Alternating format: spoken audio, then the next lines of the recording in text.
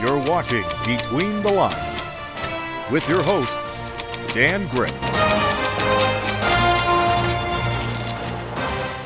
Thank you for joining me here today at Between the Lines from our new set at ONN TV. Going forward, we're going to try and do stuff from here for the community involving all of our reporters here, including myself, Colette, Lynn, and other members of the team. Our first segment today is from Vintage Games. They have gone to extreme measures to help prevent crime at their business. So what's been going on down here? In general, or? Yeah, just overall with the crime level. Well, you know, this is the second lockdown now, and with this new lockdown enforcement where it's a stay-at-home, it's created a lot of confusion for people, obviously, because, you know, they don't know if they're allowed to go out at all or what they're allowed to do. Now, the problem with that, especially here, like downtown core at night, there's no traffic at all. So, I mean, I think sometimes I count 5 to 10 vehicles in a 3-hour period. So what that happens, and not everyone on foot is you know, has ill intent. I don't think that, but of course, let's be realistic. Some people do have ill intent, and with the lack of traffic, it allows these people kind of a cloak, so to speak, like free reign to do whatever they want. Just a little side bit to explain that. We had a break-in last year, or during the last lockdown, and they had a guy standing on the corner watching for cars while the other one tried to break in, and when a car would come, they'd hide. Well, now with no traffic really out at all, they don't even need that second guy. So there's, you know, I know the first night of lockdown there were 3 business break-ins, and it just seems to be progressively worse. And I'm not in any way blaming the police because they can only do so much, but it's created kind of a real dilemma for people where this is your livelihood. I said to my wife the other day, sometimes I wish I had a job so I wouldn't have to worry about anything, right? Because you just, you know, collect your paycheck and put in your 8, 12 hours, whatever it is. So that's kind of where we're at with all this, that it's scary out at night. Not just for business break-ins, but I would be scared to walk around at night. And yeah, it's created quite a scary times. So what have you guys been doing to help counter that issue? Because like, I know you're pro-police and everything else, and I know there's only so much that they can do. Absolutely. And you know that too. So what have you guys been doing to take steps to sort of help prevent that to your business? We've created kind of a schedule for ourselves where we virtually have no life and no sleep. So bags to prove it. Basically what we're doing is we're here 12 to 5 for curbside pickup and orders, which is our livelihood, of course, and then we go home and I eat and I hang out for about an hour and then I go to sleep till about 11 because the buses run till 11:30, so it's pretty safe, you know. We come down here around 11:30 and we stay till about 7 in the morning till cars start coming out, and you know, we really have no life. We've done it every night since the new lockdown, and we see a lot of stuff, but it's our whole point. I kind of got a little off track because what we're doing at night, we'll come down here around midnight, we drive around for about a half hour in the downtown core, and then we'll come here for about 20 minutes, half hour, and then we just complete, you know, that rotation over and over until about 7 in the morning. So you're doing your own, like, sort of security patrol there. Right. Not really security, I just think like we're making our presence known. Exactly. So that they know that there's somebody down here watching. Realistically, there's nothing we can do but protect our own business. But what we're trying to do is be a deterrent. If, you know, people see our vehicle consistently going around, if nothing else, they're like, you know what, maybe tonight's not the night. And that's all we're trying to do, because we can't stop anyone from doing anything. And I'm way too old now to really chase anyone down. So do you think you're doing some good by being a deterrent? Like, do you think you're keeping them to hide in the corners, etc.? I hope so. And I hope. I'm not, this isn't for me trying to do good, it's more just trying to do the right thing. My due diligence is a downtown business. I'm just, you know, I have friends that own businesses down here that don't live in town, and they're like, hey man, listen, I appreciate you guys doing it, because if my alarm goes off, I'm gonna call you. because you're going to be nearby. And, you know, that's... What does the Downtown Business Association say to any of this? We're not part of the Downtown Business we're on the side of Association. Dennis. Yeah, Right. we fall under the blacklisted side. We're on the dark side. Yes. So when you talk to your other owners on this side of downtown, Well, we do talk to them. but when you talk to them, and I wasn't meant to put it that way, but when you talk to your other owners, are they seeing some of the same issues with nighttime break-ins? And it's very scary for anyone right now that owns a business, because again, not everyone downtown at night is bad. right, It's not about that, but it's scary that for some of us it is our livelihood, and it's not that if they were breaking into my business and stealing everything, I have insurance. Yeah. But they're breaking windows and they're trying to get in, and that just comes out of pocket. Right. And when you're not making an income really that is comparable to regular times, well, that's just money you don't want to give away. right. And when the people say, that, you can just claim it to your insurance. Can you explain? Like, I know that business insurance doesn't work that way. It does, but when your deductible, it's not like a $500 deductible for your car. Right. So if you have like $1,000 deductible and they smash your door, it's gonna obviously be less than $1,000, but not that much less. But so even if it's $1,500, it's not worth the premium going up to pay the deductible to cover the door. Right. So yeah, there's a lot of costs and there's a lot of effects as a result of taking advantage of insurance. Not saying insurance is bad, because do it. You're gonna need it. You need it. Well, thank you guys for explaining your frustration. I'm hoping that getting this out there is going to raise some awareness, and going forward we can work as a community to hopefully make it better. Right? If anything I could really say is, you know, anyone who's having tough times and is resorting to any sort of criminal activity to fund to eat or whatever they're funding, that's not my business, is just try to take advantage of resources, because really at the end of the day we're all trying to eat. So, and with that, thank you guys. Thank you. And we'll be right back after this message. Leaning on what Vintage Games said, crime in the community is unfortunately on the rise. I was able to have a moment before Christmas with Chief Stevenson from Sault Police Service, and this was our interview. Thanks for joining me today, Chief. So, what is with C-75's causing the circular justice that you were explaining to council? Well, first of all, Bill C-75 has lots of good things in it, in terms of, you know, managing the number of people that are taken or given bail and released and brought into custody. The difficulty we're having with Bill C-75, in my opinion, is that any new piece of legislation has to have a feedback circle from the people that use it each and every day.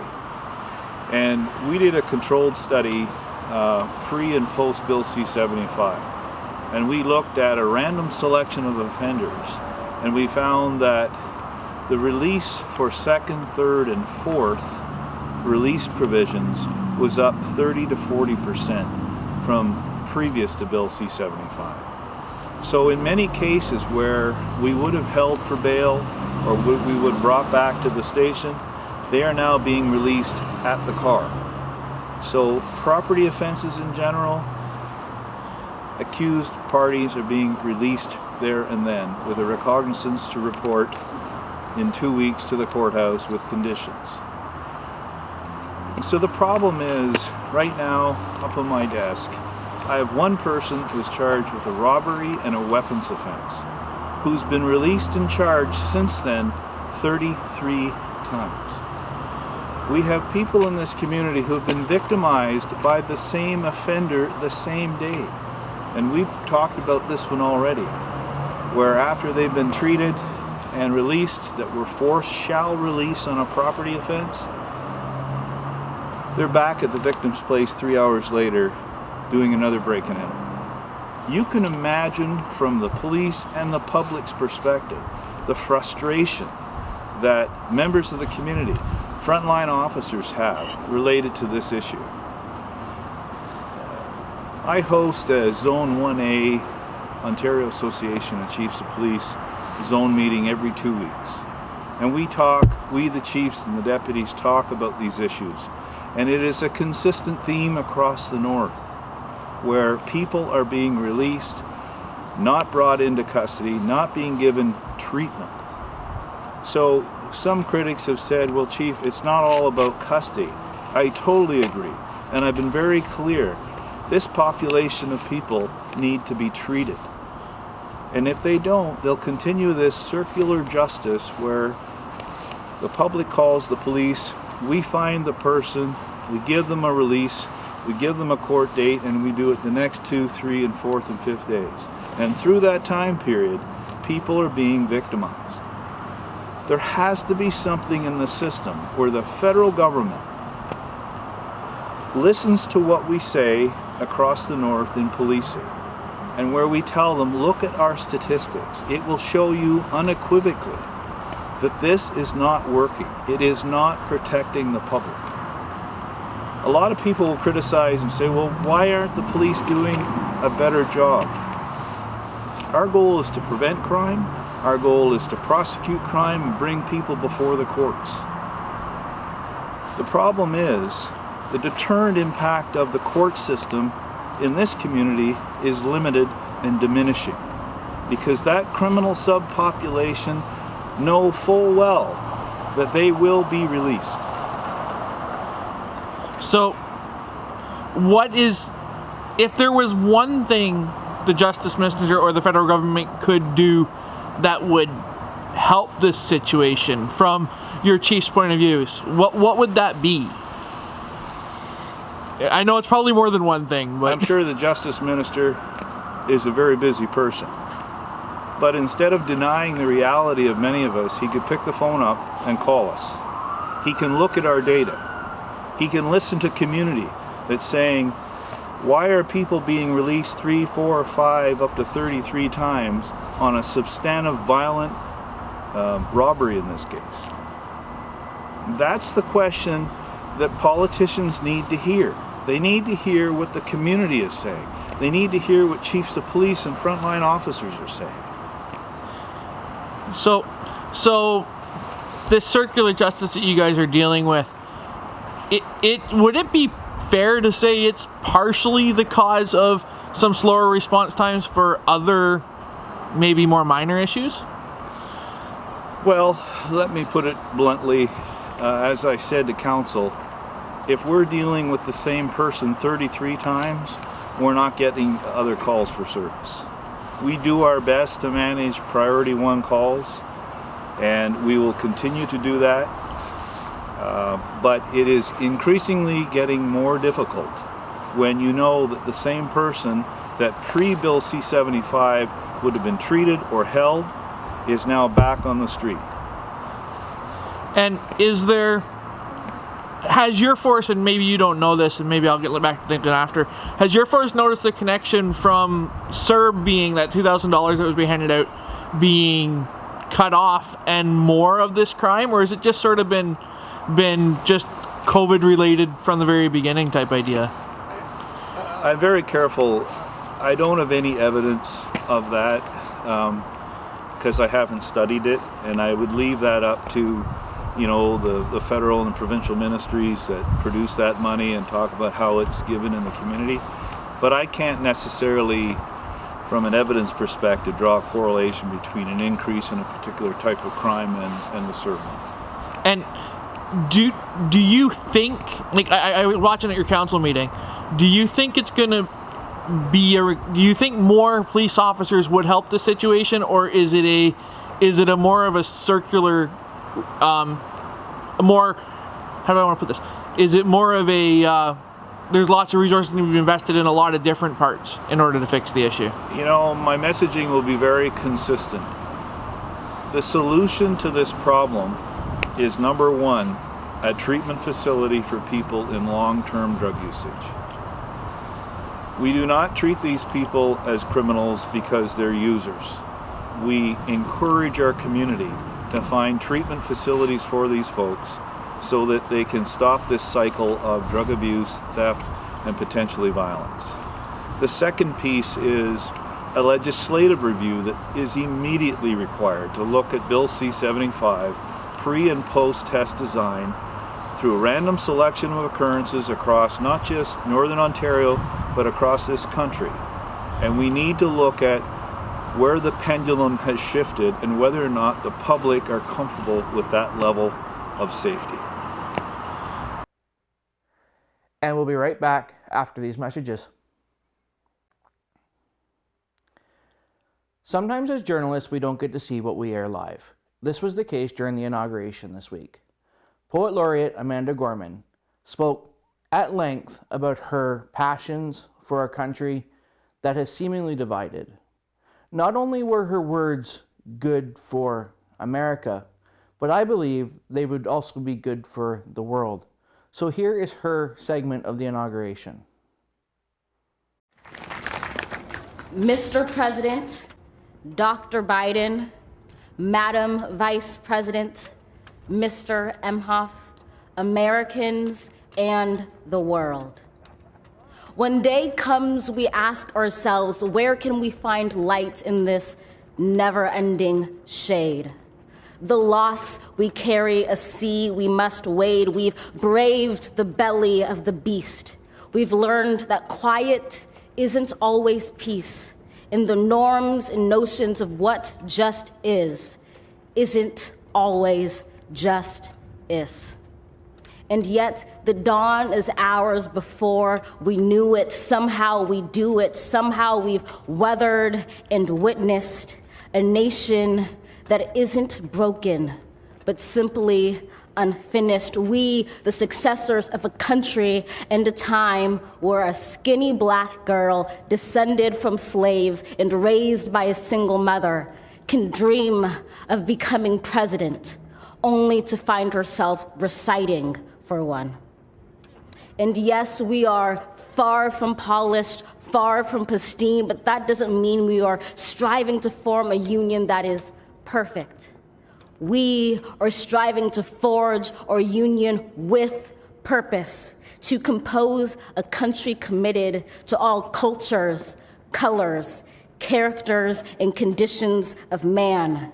And so we lift our gazes not to what stands between us, but what stands before us. We close the divide because we know to put our future first, we must first put our differences aside. We lay down our arms so we can reach out our arms to one another. We seek harm to none and harmony for all. Let the globe, if nothing else, say this is true.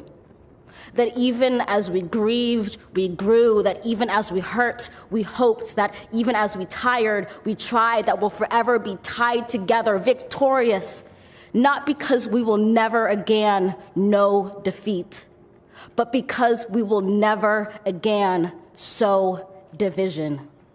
Scripture tells us to envision that everyone shall sit under their own vine and fig tree, and no one shall make them afraid. If we're to live up to our own time, then victory won't lie in the blade, but in all the bridges we've made. That is the promised glade, the hill we climb, if only we dare it, because being American is more than a pride we inherit. It's the past we step into and how we repair it. We've seen a force that would shatter our nation rather than share it, would destroy our country if it meant delaying democracy. And this effort very nearly succeeded. But while democracy can be periodically delayed, it can never be permanently defeated.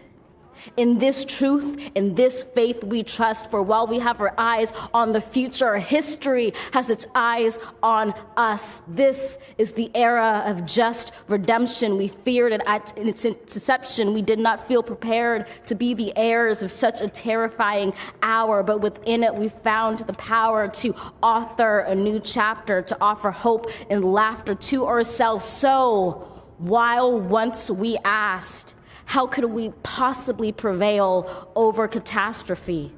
Now we assert. How could catastrophe possibly prevail over us? We will not march back to what was, but move to what shall be, a country that is bruised but whole, benevolent but bold, fierce and free. We will not be turned around or interrupted by intimidation, because we know our inaction and inertia will be the inheritance of the next generation. Our blunders become their burdens. But one thing is certain: if we merge mercy with might and might with right, then love becomes our legacy and change our children's birthright. So let us leave behind a country better than the one we were left. With every breath from my bronze-pounded chest, we will raise this wounded world into a wondrous one. We will rise from the gold-limbed hills of the west. We will rise from the wind-swept northeast, where our forefathers first realized revolution. We will rise from the lake-rimmed cities of the Midwestern states. We will rise from the sun-baked south. We will rebuild, reconcile, and recover in every known nook of our nation, in every corner called our country. Our people, diverse and beautiful, will emerge battered and beautiful. When day comes, we step out of the shade, aflame and unafraid. The new dawn blooms as we free it. For there is always light, if only we're brave enough to see it, if only we're brave enough to be it.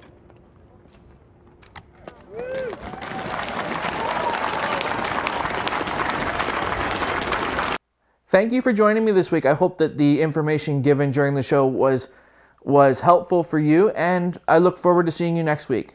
For Between the Lines, I'm Dan Gray.